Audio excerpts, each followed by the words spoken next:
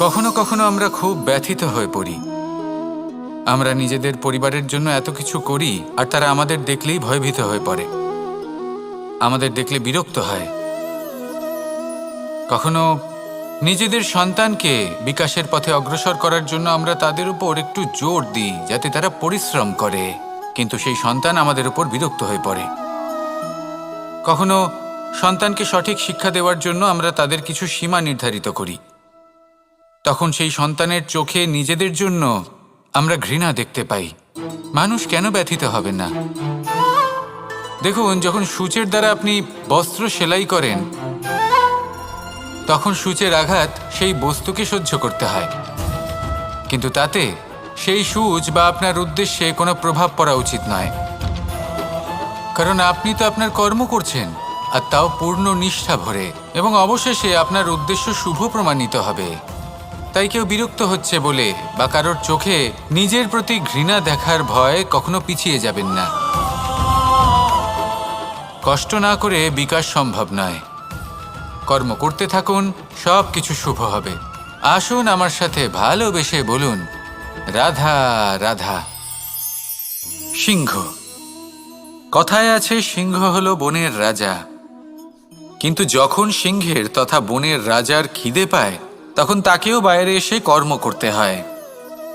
কোনো হরিণ নিজে সিংহের সামনে এসে এটা বলে না যে, আরে আপনি হলেন বনের রাজা, আপনি আমাকে ভোজন রূপে গ্রহণ করুন, আমি নিজের প্রাণদান করতে প্রস্তুত রয়েছি।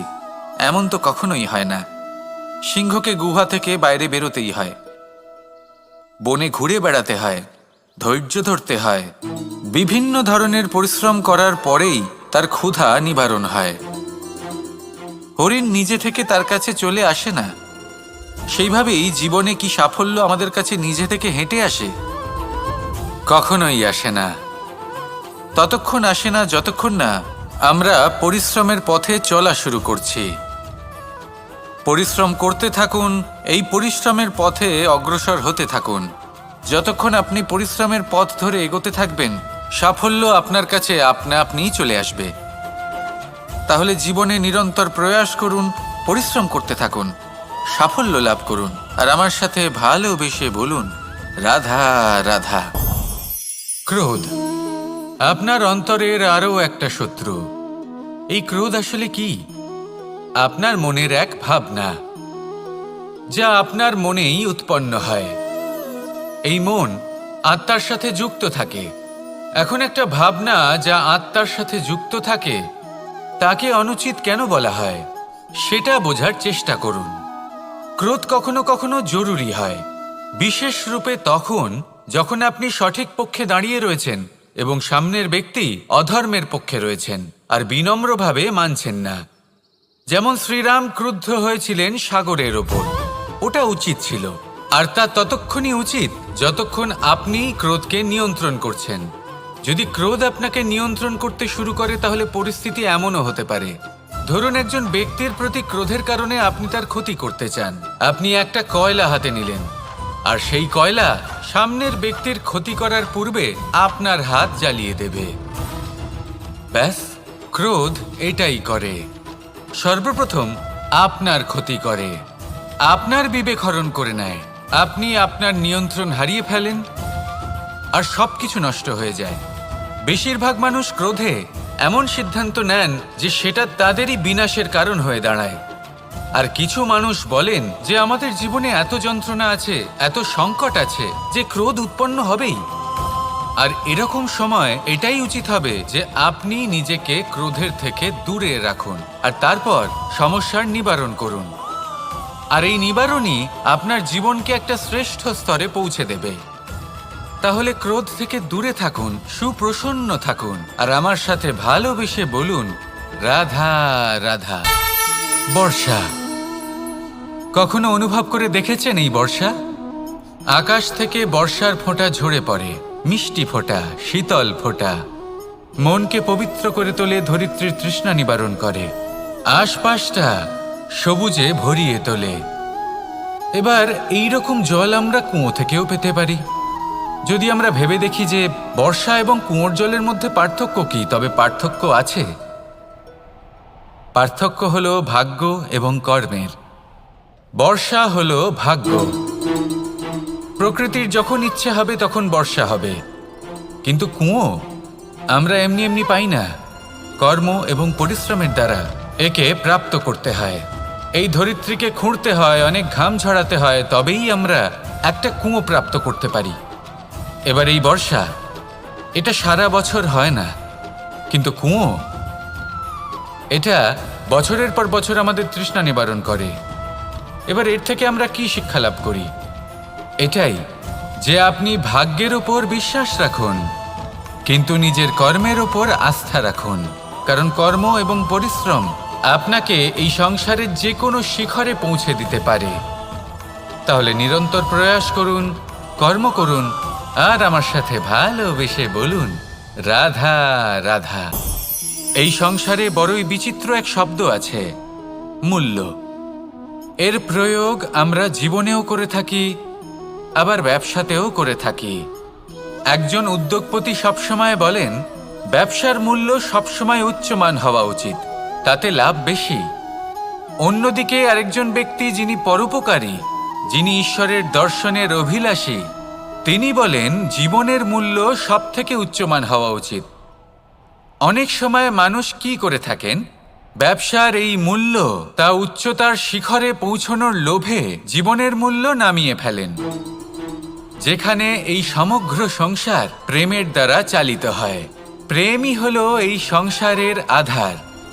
এবার যদি আপনি প্রেম করতে শিখে যান, তাহলে ব্যবসাতে নিশ্চিত রূপে লাভের সাথে সাথে কীর্তি এবং যশ লাভও করতে পারবেন। তা আমি নিশ্চিত রূপে বলতে পারি, কারণ ব্যবসাতে ওঠা নামা এসব চলতেই থাকে। জীবনকে আপনি যদি একবার উচ্চতায় নিয়ে যেতে পারেন, তাহলে তা কখনোই নামবে না। আসুন আর আমার সাথে ভালোবেসে বলুন, রাধা রাধা। আমাদের গৃহে অনেক কক্ষ রয়েছে, কিন্তু এমন কি আছে যে একটাই থাকে? আমাদের গৃহের দ্বার। এমন কেন হয়? অনেক দ্বার তো থাকতেই পারে। ভেবে দেখুন, একটা বিশাল ভবন রয়েছে, তার চতুর্দিকে অনেক দ্বার আছে। ভালোই হবে, যাতায়াত করতে সুবিধা হবে, কিন্তু এমন আমরা কেন করি না? এবার আপনি বলবেন যে এটার উত্তর তো সহজ, যতগুলো দ্বার থাকবে ততজন দ্বারপালও থাকবে। কে কখন কোথা থেকে আসবে, কোথায় চলে যাবে, সেদিকে খেয়াল থাকবে না, চুরির সম্ভাবনাও বেড়ে যাবে। যাক, এই বিষয়ে অন্তত আপনি বোঝেন। সেই জন্য আপনার গৃহে একটাই দ্বার রয়েছে, কিন্তু আপনার মনের বিষয় কি জানেন? আপনার মনেও কি কোনো দ্বার আছে? নেই? তার মানে যে কোনো ব্যক্তি যেখান থেকে খুশি আসতে পারে, আর আপনার মনে যা খুশি প্রবেশ করিয়ে চলে যেতে পারে। কোনো বাধার সম্মুখীন না হয়ে কোনো ব্যক্তি আপনার মনে যা কিছু প্রবেশ করিয়ে চলে যাবে, তা সে আমাদের পক্ষে শুভ হোক, অশুভ হোক, বা যতই ঘাতক হোক না কেন। সেই ভাবনা হতে পারে বাসনাময়, ক্রোধে পরিপূর্ণ, মতভেদে পরিপূর্ণ, বিদ্বেষ বা অহংকারে পরিপূর্ণ, বা কোনো ব্যর্থ ভাবনা হতে পারে। বিশ্বের যে কোনো ভাবনা মনে এসে বসবাস করতে পারে। এবার মনে যা ভাবনা থাকবে, মন সেটাই অনুভব করবে। নেতিবাচক ভাবনা যদি মনে ঘর করে, মন সুখ অনুভব কি করে করবে? সেই জন্য আবশ্যক হলো মনের মাঝে ইতিবাচক সত্তার দ্বার গড়ে তোলা। অর্থাৎ কোনো ভাবনা যদি আসে এবং ইতিবাচক হয়, তাহলে তাকে মনে প্রবেশ করতে দিন।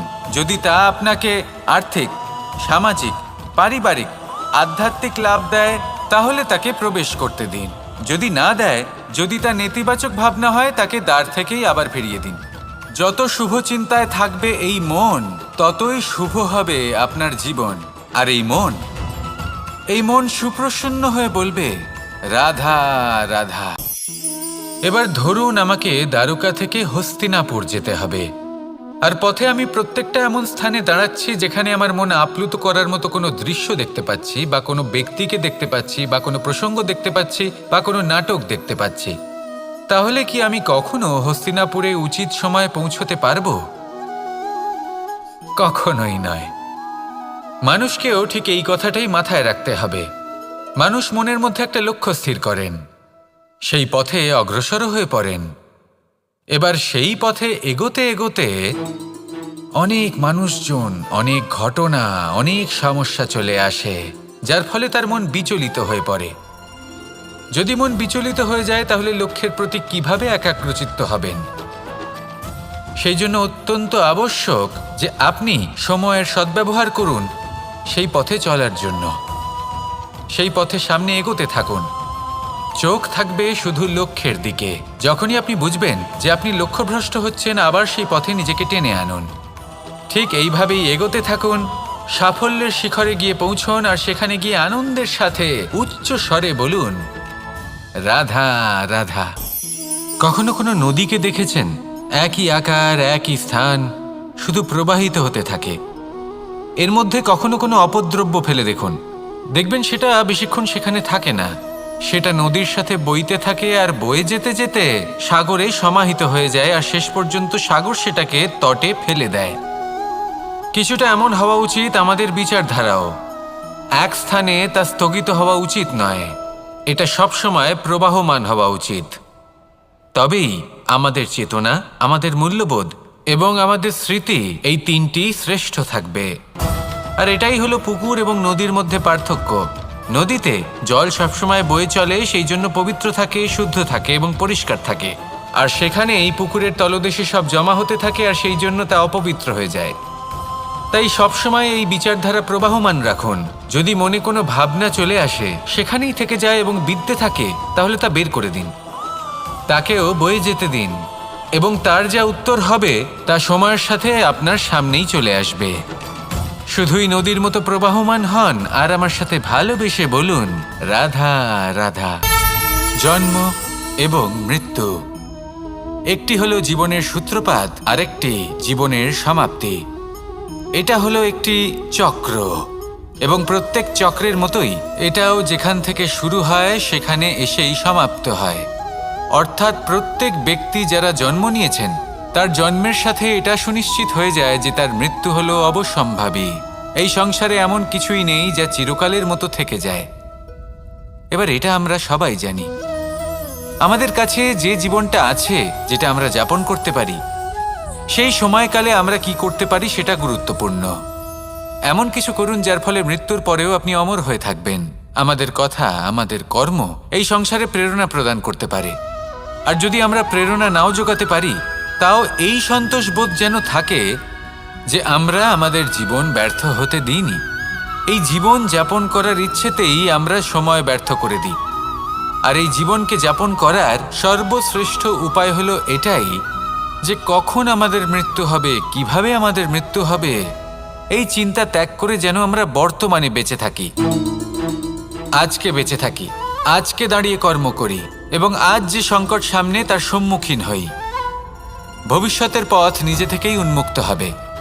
আপনার জীবনে অনেক বড় বড় বিপদরূপী পাথর আসবে। সেই পাথরগুলিকে এতটাই দুর্বল করে দিন যাতে সেই পথ আপনি অগ্রসর হওয়ার পরে আপনার পেছন পেছন যে সেই পথ দিয়ে আসবেন, তিনিও যেন সহজেই পাথর চূর্ণ করে সামনে অগ্রসর হতে পারেন। মনে রাখবেন, আপনার প্রচেষ্টারও একটা মাহাত্ম্য আছে। যদি আপনি কোনো কেল্লার শিখরে পতাকা উত্তোলন নাও করতে পারেন, তাহলেও আপনার প্রচেষ্টার যে মাহাত্ম্য তা কখনো কমে যাবে না। সেই জন্য প্রচেষ্টা করতে থাকুন, আর আমার সাথে ভালোবেসে বলুন, রাধা রাধা। শব্দ, শব্দ আসলে কি? শুধুই কয়েকটি অক্ষরের সমষ্টি, নাকি আমাদের বাণী? এই শব্দ এমন এক শক্তি যা কাউকেই নিজের বশবর্তী করে ফেলতে পারে। শব্দ এমন এক অস্ত্র যা কাউকে ক্ষত বিক্ষত করে দিতে পারে। এই শব্দ হলো একটি নাদ স্বরূপ যা কোনো ঘুমন্ত ব্যক্তিকেও জাগিয়ে তুলতে পারে এবং নিজের লক্ষ্যের দিকে অগ্রসর করতে পারে। শব্দে এত শক্তি আছে যে কারোর মনে এতটা আঘাত দিতে পারে যে সে হয়তো জীবনে আর কখনো এগোতেই পারল না। তাহলে এই শব্দের প্রয়োগ খুব ভেবেচিন্তে করবেন। এবং এই শব্দের মতোই হলো নীরবতা। অনেক সময় এই নীরবতা আমাদের সহায়ক হয়ে ওঠে। অনেক সময় এটা আমাদের অনুশোচনাকে অনেক বেশি বাড়িয়ে তুলতে পারে। ভীষ্ম পিতামহ, অঙ্গরাজ কর্ণ যখন দ্রৌপদীর বস্ত্রহরণ হচ্ছিল, তখন এনারা নীরব ছিলেন। দুর্যোধনের বিরোধিতা করেননি, ওকে বাধা দেননি। আর তারপর কি হলো সেটা আপনারা সকলে জানেন। দেখতে গেলে নীরবতা, চুপ করে থাকা, কিন্তু যদি কোনো দুষ্টের সামনে চুপ করে থাকেন, যদি তার বিরোধিতা না করতে পারেন, তাহলে এই নীরবতাই অনেক বড় পাপের আকার ধারণ করে। মনে রাখবেন, আর আমার সাথে ভালোবেসে বলবেন, রাধা রাধা। এই সংসারে এমন কোন আবেগ আছে যা সবসময় কটু বলে মনে হয়, কিন্তু সবার শেষে এটি সব থেকে বেশি মধুর উপলব্ধি প্রদান করে, সব থেকে বেশি মধুর অনুভূতি প্রদান করে। উত্তর পেলেন? পেলেন না? আপনাকে একটা উদাহরণ দিই। যখন মাতা সীতাকে অপহরণ করা হয়েছিল, তখন শ্রীরাম অপেক্ষা করেছিলেন 4 মাস পর্যন্ত। উনি খুঁজতে চেয়েছিলেন, কিন্তু উনি ওনার খোঁজ বন্ধ রেখেছিলেন। কল্পনা করে দেখুন ওনার কতটা যন্ত্রণা হয়েছিল। উনি শুধু অপেক্ষা করছিলেন, কারণ তখন বর্ষা ছিল। অনেক দিন পর্যন্ত সূর্যের আলো দেখা যায়নি। উনি জানতেন এরকম সময় বানর সেনার পক্ষে বনের মধ্যে পথ খোঁজা খুবই কঠিন কাজ হবে। সাগর পার করা অত্যন্ত কঠিন হয়ে দাঁড়াবে। তারা হয়তো বনের মধ্যে পথ হারিয়ে ফেলবে। উনি অপেক্ষা করলেন, আর এই অপেক্ষার ফল হিসেবে উনি কি লাভ করলেন? সাগরে সেতু নির্মাণ করলেন এবং মাতা সীতাকে সসম্মানে আবার ফিরিয়ে আনলেন। যদি শ্রীরাম অপেক্ষা না করতেন, তাহলে হয়তো এই সব কিছু কখনোই সম্ভব হতো না। এটাই হলো শক্তি ধৈর্যের। এটাই হলো আমাদের কাছে শিক্ষা। এই ধৈর্যই প্রত্যেকবার আমাদের অত্যন্ত কঠিন বলে মনে হয়। ধৈর্য ধরা অত্যন্ত কঠিন, কিন্তু অবশেষে এটাই সব থেকে শ্রেষ্ঠ ফল দান করে, সব থেকে মধুর উপলব্ধি, সব থেকে মধুর অনুভূতি প্রদান করে। তাই ধৈর্য ধরে থাকুন, সব কিছু শুভ হবে। আর তখন এই মন প্রফুল্ল হয়ে বলবে, রাধা রাধা।